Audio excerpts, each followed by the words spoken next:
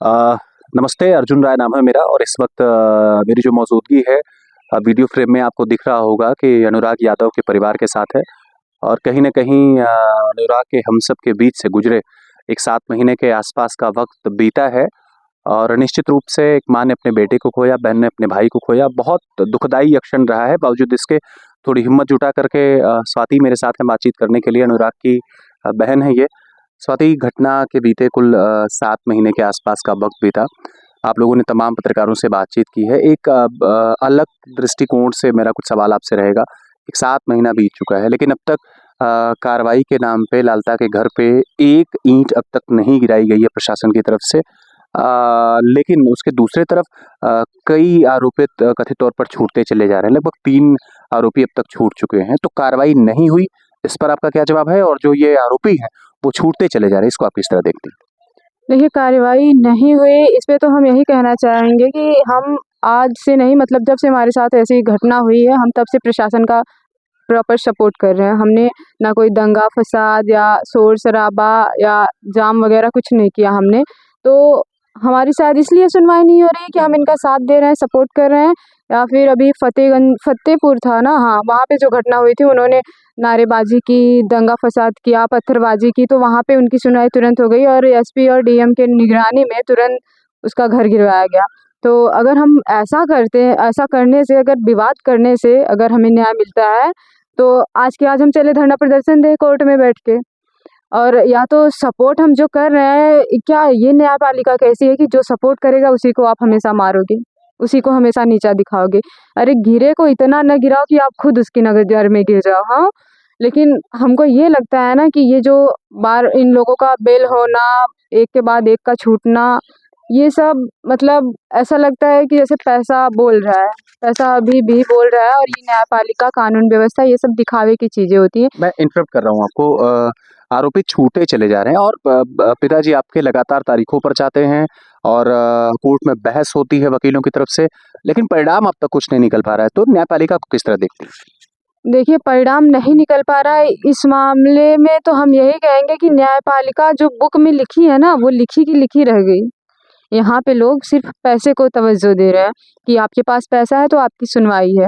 और ये जो कानून व्यवस्था, संविधान जो हमारा लिखा गया है ना, वो बस लिखने के लिए है, करने के लिए नहीं है। और जो लोग बोलते हैं उसे अगर करें तो सबसे बेटर होगा, और आज ये जो दिन हम लोग देख रहे हैं, ये नहीं देखते हम लोग। अच्छा, एक बात, घटना बहुत लंबे वक़्त बीत चुकी है। लगातार आपका परिवार और समाज के कई सारे लोग इस घटना के अनावरण के पीछे लगे हैं और जो आरोपित हैं, कैसे उनका घर गिराया जा सके, इसके पीछे प्रयासरत भी है। लेकिन एक सवाल थोड़ा एक अलग एंगल का, आपके सांसद जो मछली शहर की हैं, घटना 7 महीने हुई बीते। एक बार विधायक जी को मैंने देखा मौके पर और उसके बाद एक बार शायद प्रिया सरोज भी आई। उसके बाद से कितनी बार विधायक जी आपके घर पे आए, कितनी बार सांसद जी आए? ये बस कहने वाले लोग होते हैं। ये ना आते नहीं हैं, ये इनको जैसे लगता है कि इनको प्रेस किया जाता है कि हाँ, आप जाओ उस जगह पे। ये बस आते हैं, शोबाजी करते हैं, मीडियाबाजी करके ये चले जाते हैं। और अगर आपको राजनीति में जाना, अगर आपको नेता विधायक बनना है ना, आप भाषण देना और आश्वासन देना सीख जाओ, आप बहुत अच्छे से नेता विधायक बन जाओगे। और ये जो एमएलए साहब हैं और प्रिया सरोज मैडम, हम उनको क्या ही बोले। वो तो अपने आप को ना जाने वो कानून की देवी मानती होंगी, क्योंकि उनका कहना है कि मैं हाई कोर्ट या सुप्रीम कोर्ट की लॉयर हूँ मैं। किस काम के हो भई? कहती हैं कि कहीं पे नहीं लिखा गया है कि बुलडोज़र चले, तो बाबा जी मतलब क्यों बुलडोज़र चलवा रहे थे? बाबा जी बेवकूफ़ हैं जो बुलडोज़र चलवा रहे थे।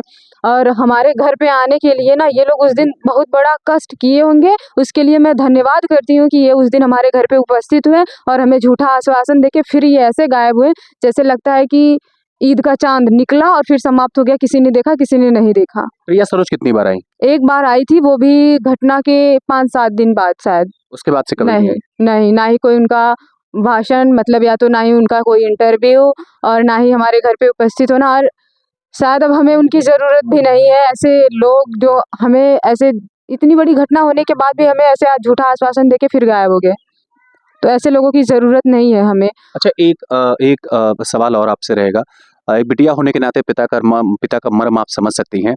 पिताजी सुबह कचहरी जाते हैं, फिर शाम को वापस जब आते हैं, तो फिर अगले दिन पता चलता है कि फिर अगली तारीख मिल गई, फिर अगली तारीख मिल गई। तो एक बिटिया होने के नाते कितनी पीड़ा रहती है। बार-बार ये सुनने को मिलता है, तारीख मिल गई, तारीख मिल गई, तारीख मिल गई, लेकिन न्याय नहीं मिल पाया। किस तरह देखती हैं?